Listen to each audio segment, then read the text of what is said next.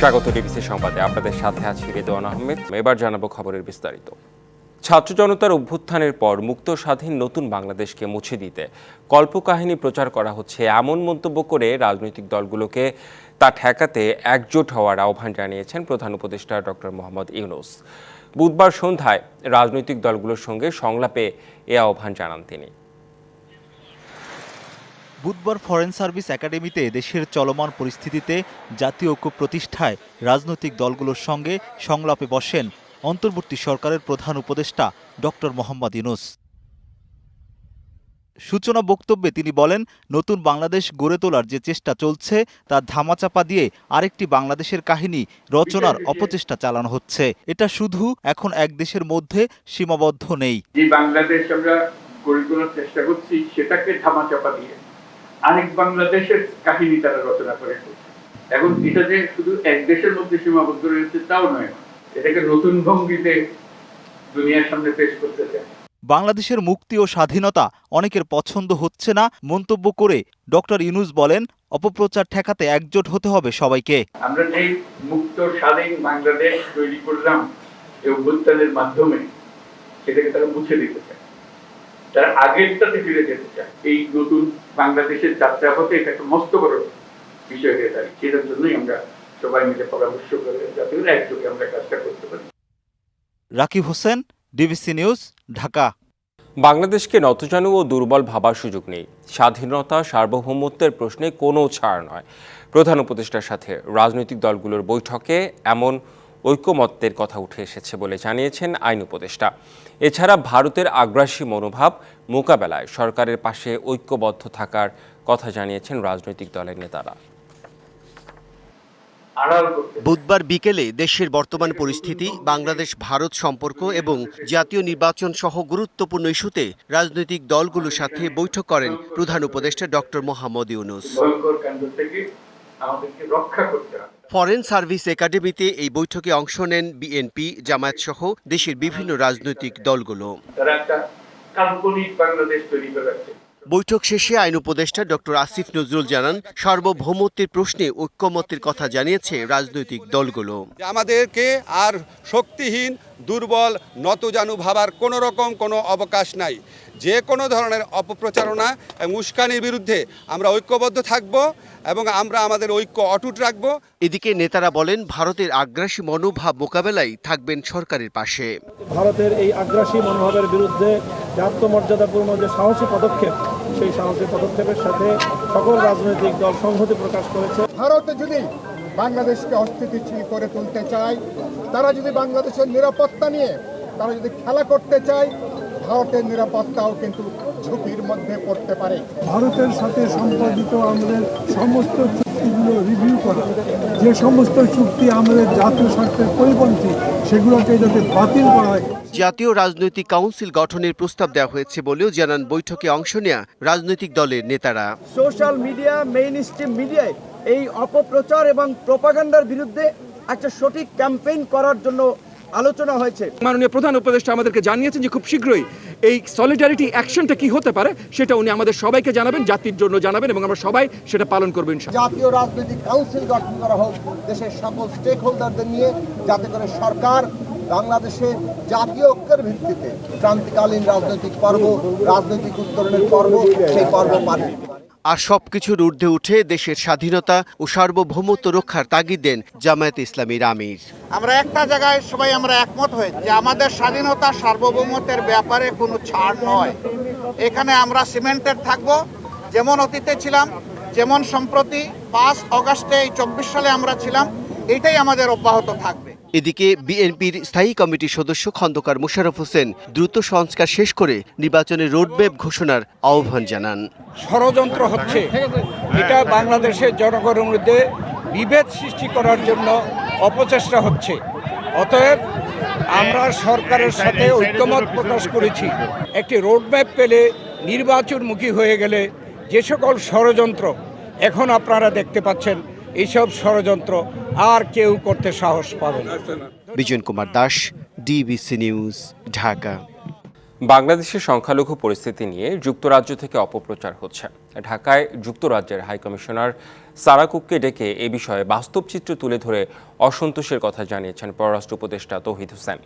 বুধবার বিকেলে পররাষ্ট্র মন্ত্রণালয়ে সাংবাদিকদের তিনি বলেন, যুক্তরাজ্যের অল পার্লামেন্ট গ্রুপের একটি বড় প্রতিবেদন এসেছে। সেখানে দেখানোর চেষ্টা হয়েছে যে গেল 5 আগস্টের পর বাংলাদেশে বেশি মৃত্যু হয়েছে। বিষয়টি সম্পূর্ণ মিথ্যা। এ বিষয়ে বিস্তারিত তথ্য সারা কুককে জানানো হয়েছে। 5 আগস্টের আগে এত বড় একটি ঘটনা ঘটেছে, বিপুল সংখ্যক মানুষকে রাস্তাঘাটে গুলি করে মারা হয়েছে, সেটি অল পার্লামেন্ট গ্রুপের প্রতিবেদনে নেই। পররাষ্ট্র উপদেষ্টা আরও জানান, দিল্লির সঙ্গে ভালো সম্পর্ক চায় বাংলাদেশ, তবে ভারতকেও তা সমানভাবেই চাইতে হবে।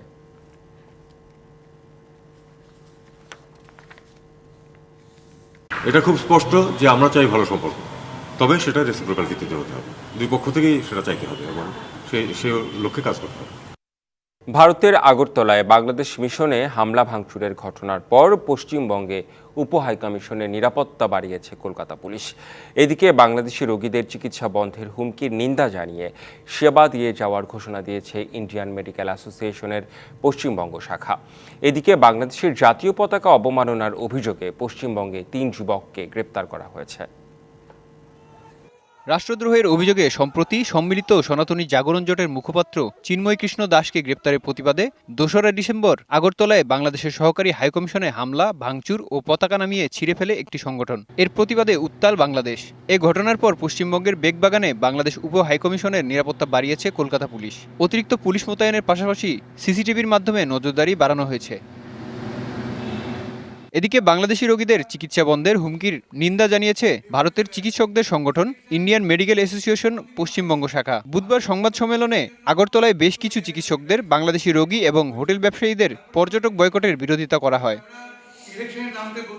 দুই দেশের মধ্যে যে অস্থিরতা তৈরি হয়েছে তা অচিরেই কাটবে বলে প্রত্যাশা তাদের। এছাড়া যে কোনো পরিস্থিতিতে চিকিৎসা পরিষেবা দিয়ে যাবেন বাংলাদেশি রোগীদের। ডাক্তার কোন দেশ থেকে এসছে এটা জানার কথা না। আমরা ডাক্তার মানে মানবিকতার প্রতীক, আমাদের এই মনোভাব কখনো থাকা উচিত না। যারা এই ধরনের করতে বলছি তারা বলছি যে রুগীদের মধ্যে ভেদাভেদ কখনো আনবেন না, রুগীদের আপনি চিকিৎসা করুন, কিন্তু রুগীদেরকে কখনো বয়কট বা বঞ্চনা করবেন না। এদিকে নিরাপত্তার কারণে বাস দিয়ে ঘিরে রাখা হয়েছে বাংলাদেশ ভারত রেল লাইন। মাঝে মাঝে কিছু মালবাহী ট্রেন চললেও আপাতত চলছে না কোনো যাত্রীবাহী train. Mehedi Hasan, DBC news desk. BNP ক্ষমতায় চলে এসেছে, নেতাকর্মীদের এমন ধারণায় দল ক্ষতিগ্রস্ত হচ্ছে বলে মন্তব্য করেছেন দলটির ভারপ্রাপ্ত চেয়ারম্যান তারেক রহমান। বলেন, শক্ত প্রতিপক্ষ না থাকলেও অদৃশ্য শক্তির প্রভাব আর ষড়যন্ত্রের কারণে আগামী নির্বাচন হবে আরও কঠিন। তবে কারো মাধ্যমে নয়, সব ষড়যন্ত্র মোকাবেলা করে জনসমর্থন নিয়ে রাষ্ট্র পরিচালনার সুযোগ চায় বিএনপি।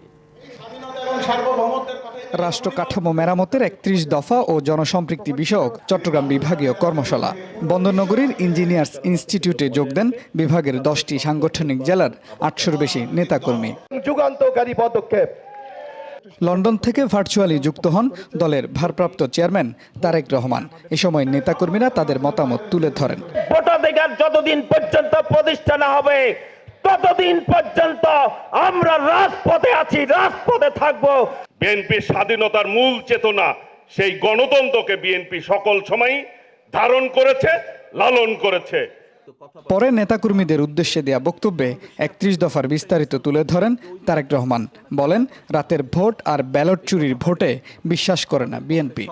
আমরা বিশ্বাস করি না দামি নির্বাচনে, আমরা বিশ্বাস করি না নিশিরাতের নির্বাচনে, আমরা বিশ্বাস করি না ব্যালট চুরির নির্বাচনে। আমরা বিশ্বাস করি জনগণের কাতারে আমরা সরকার গঠন করিনি, আমরা এখনো বিরোধী দলই আছে। আমাদের সেই যে সকল সহকর্মী এরকম ভুল উপলব্ধি করছেন, তাদের বিভিন্ন আচরণের জন্য বিভিন্নভাবে বিভিন্ন জায়গায় দল ক্ষতিগ্রস্ত হচ্ছে, দলের ইমেজ ক্ষতিগ্রস্ত হচ্ছে। বিএনপির ভারপ্রাপ্ত চেয়ারম্যানের বক্তব্যে উঠে আসে ভারতের সাথে সম্পর্কের প্রসঙ্গ। বলেন, কাউকে গিয়ে ক্ষমতায় রাখার জন্য অনুরোধ করবে না তার দল।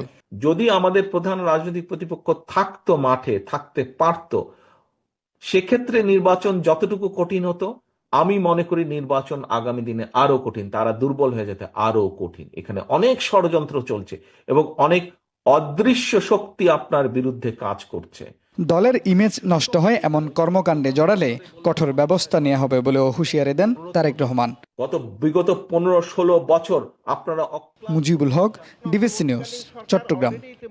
সাবেক প্রধানমন্ত্রী ও বিএনপি চেয়ারপারসন বেগম খালেদা জিয়ার সঙ্গে সৌজন্য সাক্ষাৎ করেছেন ঢাকায় নিযুক্ত চীনা রাষ্ট্রদূত ইয়াও ওয়েন।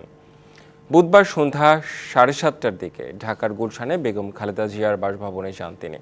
খোঁজ খবর নেন তার স্বাস্থ্যের। এ সময় বিএনপির স্থায়ী কমিটির সদস্য ও বেগম খালেদা জিয়ার ব্যক্তিগত চিকিৎসক অধ্যাপক ডাক্তার AZM জাহিদ হোসেন, দলের ভাইস চেয়ারম্যান আলতাফ হোসেন চৌধুরী উপস্থিত ছিলেন। এছাড়া বেগম খালেদা জিয়াকে চীনের ঐতিহ্যবাহী দেয়ালচিত্র উপহার দেওয়া হয়। দিনকে রাত, রাতকে দিন করা ছাড়া নির্বাচন কমিশনের পক্ষে সব সম্ভব, এমন মন্তব্য করে নির্বাচন ব্যবস্থা সংস্কার কমিশনের প্রধান ডক্টর বদিউল আলম মজুমদার বলেছেন, ভোট সুষ্ঠু করতে সব পদক্ষেপ নেওয়ার সুপারিশ করবেন তারা। সব রকম সহায়তা করা হবে ইসিকে। আর নির্বাচন কমিশন জানিয়েছে, জনগণের আস্থা ফেরানোই তাদের কাছে বড় চ্যালেঞ্জ। নতুন নির্বাচন কমিশন গঠনের পর প্রথমবারের মতো নির্বাচন সংস্কার কমিশনের সাথে বৈঠক ইসির। বিকেলে আগারগাঁও নির্বাচন ভবনে প্রধান নির্বাচন কমিশনার AMM নাসির উদ্দিন সহ সকল নির্বাচন কমিশনাররা যোগ দেন এই বৈঠকে। আলোচনায় প্রাধান্য পায় প্রার্থীদের যোগ্যতা, মনোনয়নের বিষয়াদি, ভোটারের ভোটাধিকার নিশ্চিত, মাঠ পর্যায়ে প্রশাসক ও আইনশৃঙ্খলা বাহিনীর দায়িত্ব পালনের সংশ্লিষ্টদের আচরণ কেমন হবে সহ ভোটার তালিকা হালনাগাদ সীমানা সংক্রান্ত জটিলতা নিরসন সহ বিভিন্ন বিষয়। এইসব বিষয়ে নির্বাচন কমিশনের সাথে কোনো মতপার্থক্য নেই জানান নির্বাচন ব্যবস্থা সংস্কার কমিশনের প্রধান। নির্বাচনের ক্ষেত্রে অনেকগুলো অপরাধ করা হয়েছে, এই অপরাধের বিচার হওয়া দরকার, এই বিষয়টাও আমরা আলোচনা করেছি। যারা অপরাধ করেছে, যাদের অপরাধ প্রমাণিত হবে তাদের অবশ্যই বিচারের আওতায় আসতে হবে। বলেন, সুষ্ঠু নির্বাচন পরিচালনায় সব ধরনের সুপারিশ রাখবে সংস্কার কমিশন। নির্বাচন কমিশনের অন্তর্নিহিত ক্ষমতা আছে এবং সুষ্ঠু নিরপেক্ষ নির্বাচনের খাতিরে নির্বাচন কমিশন দিনকে রাত করা ছাড়া, রাতকে দিন করা ছাড়া সবই করতে পারে সুষ্ঠু নিরপেক্ষ নির্বাচনের খাতিরে। আমরা আলাপ আলোচনা করছি, আমাদের এখনো প্রায় 1 মাস সময় আছে। আর নির্বাচন কমিশনার জানিয়েছেন, সুষ্ঠু নির্বাচনের জন্য যেসব ঘাটতি রয়েছে তা সমাধানের কাজ করবে কমিশন। আমরা কোনো টাইম নিয়ে কোনো আলোচনা এখানে করিনি। আমরা নির্বাচন কিভাবে হওয়া উচিত, নির্বাচন ভালো করার জন্য কি করা দরকার সেগুলো নিয়ে আলোচনা করি। আমাদের সবচেয়ে বড় ডেফিসিট হচ্ছে আমাদের আস্থার ঘাটতি নির্বাচন ব্যবস্থার উপরে, সেটা ফেরত আনতে হবে। সংস্কার কমিশনের সাথে নির্বাচন বিষয়ে ধারাবাহিক আলোচনা চলমান বলে জানিয়েছে নির্বাচন কমিশনার। এক বা একাধিকবার আরও আমাদের সাথে বসার। মাহফুজা বৃষ্টি, ডিবিসি নিউজ, ঢাকা। লেজুর বৃত্তিহীন ছাত্র সংসদ চালুর ব্যাপারে একমত হয়েছে ছাত্র সংগঠনগুলো। আগামী রাজনীতি নিয়ে সংগঠনগুলো আলাদা আলাদা রূপরেখা তৈরি করবে 20 ডিসেম্বরের মধ্যে। বুধবার সন্ধ্যায় ছাত্র সংগঠনগুলোর সঙ্গে বৈষম্য বিরোধী ছাত্র আন্দোলনের বৈঠকে এই সিদ্ধান্ত হয়। ফেব্রুয়ারির প্রথম সপ্তাহে ডাকসু সহ সারা দেশের বিশ্ববিদ্যালয়ের ছাত্র সংসদ নির্বাচন শুরুর বিষয়েও আলোচনা হয়। বৈষম্য বিরোধী ছাত্র আন্দোলনের আহ্বানে ফ্যাসিবাদ বিরোধী ছাত্র সংগঠনগুলো পালন করে জাতীয় ছাত্র সংহতি সপ্তাহ। সপ্তাহ পালন শেষে আলোচনা ও মতবিনিময় সভা অনুষ্ঠিত হয়। এতে ইসলামী ছাত্র শিবির, ছাত্র মজলিস সহ প্রায় 30টি ছাত্র সংগঠনের সঙ্গে আলোচনায় বসে বৈষম্য বিরোধী ছাত্র আন্দোলন। ঘণ্টাব্যাপী বৈঠক শেষে বৈষম্য বিরোধী ছাত্র আন্দোলনের আহ্বায়ক হাসনাত আবদুল্লাহ জানান, ফেব্রুয়ারির প্রথম সপ্তাহে সারা দেশের বিশ্ববিদ্যালয়গুলোতে ছাত্র সংসদ নির্বাচনের প্রক্রিয়া শুরুর বিষয়ে আলোচনা হয়েছে। ছাত্র সংগঠনগুলো হস্তক্ষেপহীন ছাত্র সংসদ নির্বাচন দেখতে চায় বলেও জানান হাসনাত আবদুল্লাহ। এই ছাত্রদের নেতৃত্বকে লেজিটিমাইজ করার জন্য ডাকসু ইলেকশন বন্ধ করে রাখা হয়েছিল, পরবর্তীতে 2018-তে হয়েছে, সেটিও এক ধরনের কন্ট্রোলড ইলেকশন ছিল। চর্চা থেকে বেরিয়ে এসে আমাদের জাতীয় নির্বাচনের পূর্বেই এই ছাত্র সংসদ নির্বাচনটি জানুয়ারির লাস্ট উইক অথবা ফেব্রুয়ারির ফার্স্ট উইকের দিকেই হয়ে যাওয়ার জন্য আমাদের সকল ছাত্র সংগঠনগুলোই আজকে একমত হয়েছে। আগামী রাজনীতি কেমন হবে সে বিষয়ে 20 ডিসেম্বরের মধ্যেই ছাত্র সংগঠনগুলো তাদের নিজস্ব রূপরেখা তৈরি করবে বলেও জানান বৈষম্য বিরোধী ছাত্র আন্দোলনের মুখ্য সংগঠক আব্দুল হান্নান মাসুদ। ঐক্যমত পোষণ করে সকলের নতুন একটি রূপরেখা তৈরির জন্য একমত হয়েছে। সকলে জানিয়েছে যে সকলে মিলে আগামী 20 তারিখের মধ্যে প্রত্যেকটা ছাত্র সংগঠন নিজস্ব প্রস্তাবনা তৈরি করবে, যেটা নিয়ে ওপেন ডিসকাশন হবে, যেটার উপর ভিত্তি করে বাংলাদেশের আগামী ছাত্র রাজনীতি নির্ধারিত হবে, ভবিষ্যৎ নির্ধারিত হবে। বিগত 15 বছরের ছাত্র রাজনীতি নিয়ে যে সংকট তৈরি হয়েছিল তার নিরসনে শীঘ্রই একটি পূর্ণাঙ্গ রূপরেখা তৈরি করা হবে বলেও জানানো হয় এই সভা শেষে। কিভাবে লেজুর বৃত্তিহীন। Farhana Juthi, DBC news, Dhaka. 1 December থেকে আগামী বছরের 29 জানুয়ারি পর্যন্ত অবৈধ প্রবাসীদের বৈধ হওয়ার সুযোগ দিচ্ছে সৌদি আরবের মানব সম্পদ ও সামাজিক উন্নয়ন মন্ত্রণালয়। জেদ্দা প্রতিনিধি AR নোমান জানান, 2025 সালে সৌদি আরবে অবৈধ অভিবাসী থাকতে পারবে না বলে ঘোষণা দিয়েছে দেশটির সরকার। সৌদি আরবে আসার পর সময়মতো ওয়ার্ক পারমিট না পাওয়ায় অনেক প্রবাসী অবৈধ হয়ে যান। অক্লান্ত পরিশ্রম করে পরিবারের মুখে হাসি ফোটাতে ও দেশের অর্থনীতিতে অবদান রাখেন তারা। আগামীতে আইটি সহ বিভিন্ন খাতে দক্ষ ও প্রশিক্ষিত শ্রমিকরা ভালো বেতন ভাতা ও সুযোগ সুবিধা পাবে বলেও জানিয়েছে সৌদি সরকার।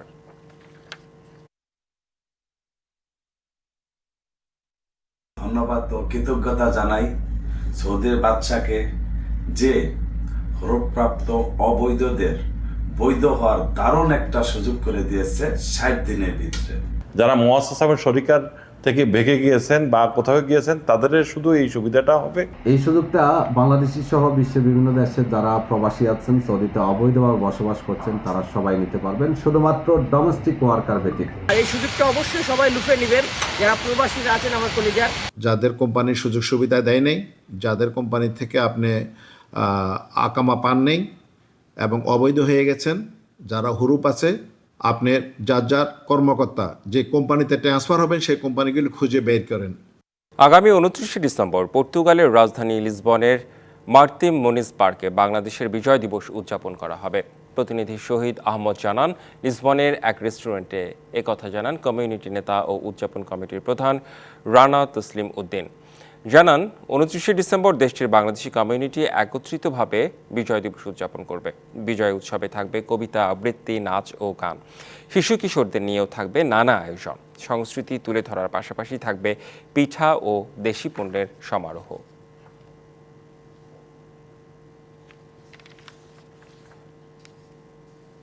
ওমানের রাজধানী মাস্কাট যাত্রা শুরু করেছে বাংলাদেশি মালিকানাধীন প্রতিষ্ঠান সিটি স্টার ফর বিজনেস LLCর চতুর্থ শাখা। প্রতিনিধি ফোরকান মাহমুদ জানান, মাস্কাট মাবেলা সানাইয়া 10 নম্বর রোডে ফিতা ও কেক কেটে এর উদ্বোধন করেন ওমানি স্পন্সর হেলাল হামেদ আল রুহাবি ও শাখা নির্বাহী মোহাম্মদ নেসার উদ্দিন।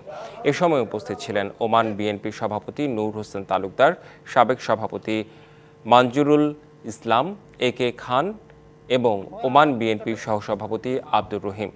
4000-এরও বেশি পণ্য নিয়ে যাত্রা শুরু করেছে প্রতিষ্ঠানটি।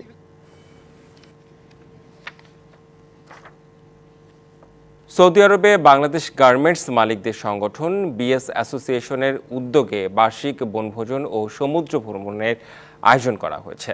জেদ্দা প্রতিনিধি AR নোমান জানান, সমুদ্র ভ্রমণে উপস্থিত ছিলেন সৌদি বাংলা বিজনেস অ্যাসোসিয়েশনের সভাপতি ও নূর ইন্টারন্যাশনালের ম্যানেজিং ডিরেক্টর মোহাম্মদ নূর। অনুষ্ঠানের যৌথ পরিচালনায় ছিলেন আশরাফ আলিম ও ফিরোজ আলম। বনভোজনে অ্যাসোসিয়েশনের সদস্যদের মধ্যে উপস্থিত ছিলেন মনির হোসেন, মোহাম্মদ সুলতান, মোহাম্মদ মোহসেন, সাইদ মোল্লা সহ আরও অনেকেই। জেদ্দার সমুদ্র সৈকতে স্পিডবোটে ক্রুজে করে লোহিত সাগরের স্বচ্ছ নীল পানির নয়নাভিরাম দৃশ্য উপভোগ করেন তারা। এরকম একটা এনভায়রনমেন্টের মধ্যে আসলাম আমরা। আমি মনে করি আমাদের বাংলাদেশেও যদি এরকম ধরনের এনভায়রনমেন্ট তৈরি করা যায় তাহলে আমরা যারা প্রবাসী আছি বা বাংলাদেশে যারা আছেন সবাই মনে হয় ফুল ফ্যামিলি নিয়ে, ফ্রেন্ড সার্কেল নিয়ে খুব ভালো এনজয় করতে পারবে। এনজয় করতেছি। এখন কিছুক্ষণ আগে আমরা গোসল করছি, একদম নীল জলরাশি। সৌদি আরবে এটা কিন্তু আসলে চিন্তাই করা যায় না। যারা ভ্রমণ পিপাসী এখানে আসলে একটা ধর্মীয় ইবাদতও করতে পারবেন, এটার পাশাপাশি বিভিন্ন জায়গায় বিভিন্ন স্পটে ঘোরার সুবিধা আছে। বাহরাইনে অনুষ্ঠিত হয়েছে আলামিন মোহাম্মদ স্মৃতি ক্রিকেট টুর্নামেন্ট। সিত্রা স্ট্রাইকার্সের আয়োজনে ও বাংলাদেশ ইয়ুথ ক্লাবের তত্ত্বাবধানে ও টুর্নামেন্টের আয়োজন করা হয়। প্রতিনিধি নোমান সিদ্দিকী জানান, এবারের টুর্নামেন্টে অংশ নেয় 20টি দল। ফাইনালে জিতালি ভিক্টোরিয়ান্সকে হারিয়ে চ্যাম্পিয়ন হয় বি বাড়িয়ার আশার আলো। টুর্নামেন্টে সেরা খেলোয়াড় নির্বাচিত হন জিদালি ভিক্টোরিয়ান্সের সবুজ, সেরা ব্যাটসম্যান এবং সেরা বোলার হন হৃদয় ও জামাল। অনুষ্ঠানে প্রধান অতিথি ছিলেন বাংলাদেশ দূতাবাসের chargé d' affaires AKM Mohiuddin Kayes. বিশেষ অতিথি ছিলেন ব্যবসায়ী দেলোয়ার হোসেন, আরিফ খান, ফয়েজ আহমেদ সহ অন্যান্যরা। সংবাদ এই ছিল এখনকার মতো। ডিবিসি নিউজের সংবাদগুলো পড়তে ভিজিট করুন dbcnews.tv আর ভিজিট করুন ডিবিসি নিউজের ফেসবুক পেজ এবং ইউটিউব চ্যানেল। সঙ্গেই থাকুন।